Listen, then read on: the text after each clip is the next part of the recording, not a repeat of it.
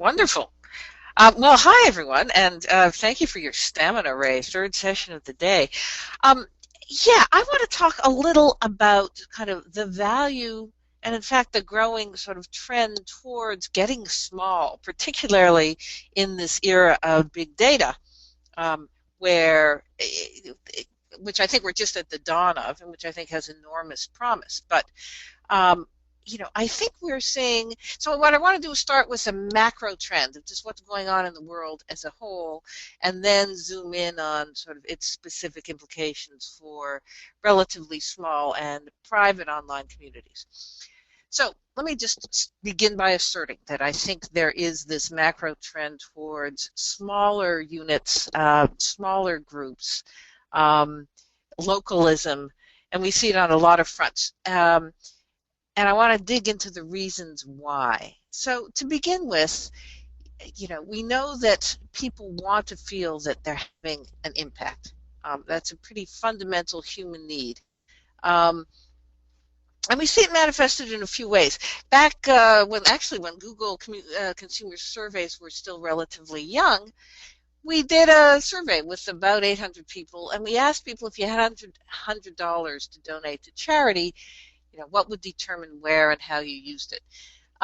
Perhaps not surprisingly, but indicative of this broader trend, we saw people, significantly saying that they'd much rather have a big impact on a small organization than have a small impact on a bigger cause, no matter how worthy.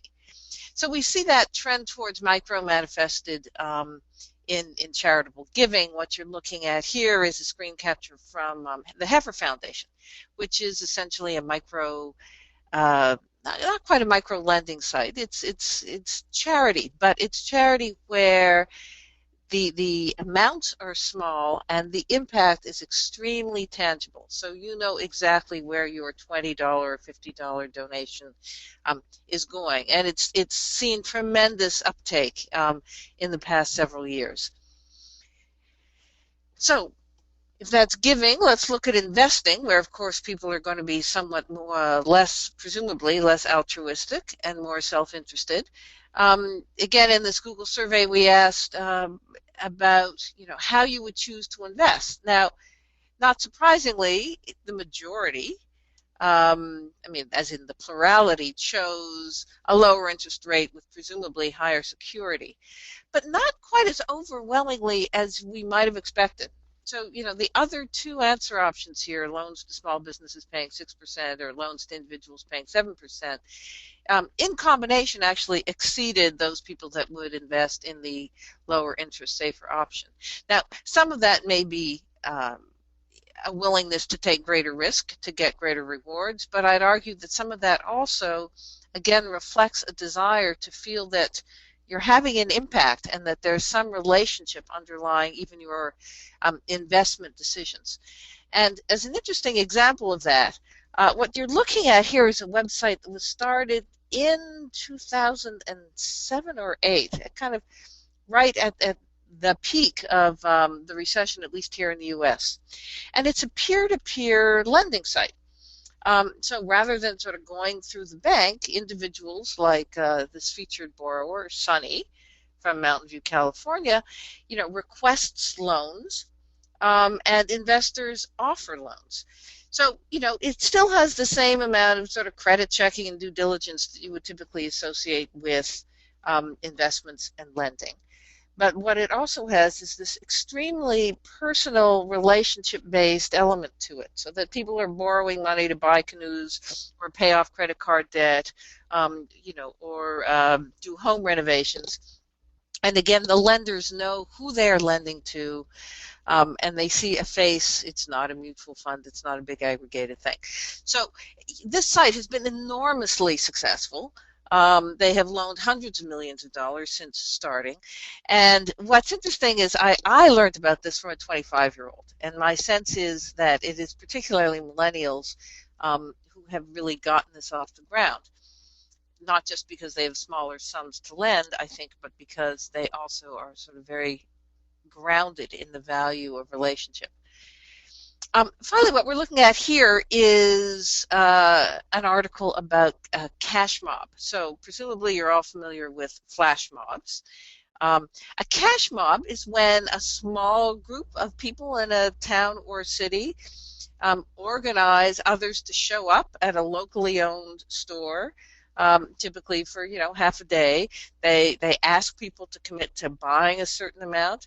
So it's not initiated by the store owner. It's initiated by the citizens, by the residents. There's no deal here. People aren't getting any sort of bargains or saving money. It is purely a labor of love to support local businesses. And again, I think, and these may be the same people who are shopping in big box, franchise stores, but um, again, I think it's reflective of this desire to feel in this increasingly, large and anonymous and noisy world that you're having some human connection, that you're having some positive impact. So, second argument that sort of is an elaboration of that there's a lot of evidence to suggest that people, as the world gets louder, crazier, more immediate, hanker for smaller and more intimate and more meaningful social circles. So there's a lot of data suggests that this indeed is the case. What we're looking at here was a study done by the Pew Foundation last year that looked at just profile pruning. And if we were in a room right now and I asked for a show of hands and asked how many of you have unfriended people in the last year or so, my guess is that most of you would be raising your hands. And indeed, research shows that 63% of Facebook users have deleted people, or any other social media, have deleted people from their friends lists in the past year.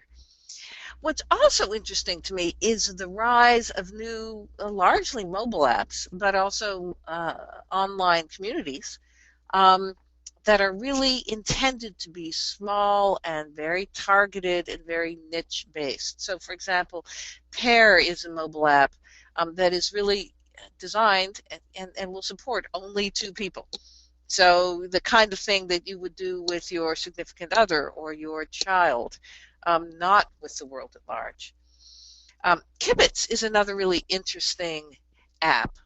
They define it as a collaboration tool for what they refer to as micro social networks. So if you think about it, in your daily life, you really belong to and are active in multiple micro communities, and typically in very short bursts. So you may have the other parents you carpool with, and your colleagues, and your immediate family, and the people you're trying to plan a dinner date with, and all of those are micro social networks, and Kibitz is a great tool for sharing text, audio, media, again, in small private contexts. And I'm actually going to come back to Kibitz because we have been using it lately in support of some pretty interesting work. So, we see the rise of this. We also see research that suggests, as everybody tries to figure out what's the ROI for their social media investment, that that as you grow your fan base in social media venues like Facebook fan pages, engagement actually declines as the fan base grows. So that's not to say that you shouldn't have a fan page and you shouldn't be trying to attract hundreds of thousands of people to it. What it is saying is that you shouldn't rely on that as your main venue for getting input from your consumers and fans.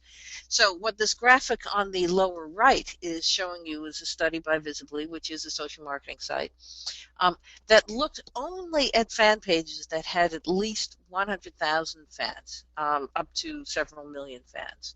And what they found is for any given post made by the brand on their fan page, on average, a post would get 54 likes per 100,000 fans, and only 9 actual replies. So again, while it's great for pushing content out, that's a participation rate that's just abysmal, and speaks again to the value of communities, which is why I think communities continue to be so popular and ascendant. There's also just, not just research data, but just our own anecdotal experience at Communispace, and I'm sure you, Ray, you've got similar stories, that people share more in small private settings. So this quote from a client at Qantas is really very typical of the brand experience, that in a group of 300 people, they got 3 times more responses than in their Facebook group of 40,000. So again, it's not to say you shouldn't use Facebook, but you should recognize what it's best for. And the reason, as you see here, this is a quote from a community member that, again, is extremely typical of what we hear from community members all the time. And what this person is speaking to is simply the desire to be heard. And that desire is much more easily manifested in a small private context than it is in a huge public social one. So yet another driver, I think, of this phenomenon is that people want brand relationships with a human face. So what does that mean? A couple of years ago, we did a study on localism and globalism, and this was a study we did in our global communities of people from around the world. And we asked both survey questions, and we also did some work like mind mapping to just get at people's associations. What you see in the survey was we asked, assuming equal price, which insurance company would you use? The one that had this branch on your street, or the firm that served your family for years? Overwhelmingly, in that case, people chose the relationship and the history over localism and convenience. In some respects, almost more interesting is this mind map. This is from a woman in the US, and we asked, what comes to mind when you think about local? And of course, you sort of see some obvious things like, available or even empowered. But you also see some really interesting ideas that may be hard for you to read here. But she says stuff like active listening and empathy as things she associates with a local experience. So again, I think this speaks to both the hunger for and the experience with smaller, more micro kinds of contexts and experiences to satisfy that need to interact with brands with the human face. I think brands are coming to terms with this fact and are starting to recognize this. And so as they hunger to get to know their customers, social media and web mining is certainly the first and obvious place to go, simply because there is so much content there. And there are, again, good uses for web mining and social media monitoring in terms of just reputation management and general sentiment analysis and tracking the efficacy of campaigns and new product launches. But I would argue not so much for insight. There are a few reasons for this. One is that it's very difficult to know much about who is posting the content that you're scraping from the web. So again, this was a Google survey, so this was a public survey, and people were saying that they'd much prefer not to be known even when they do post.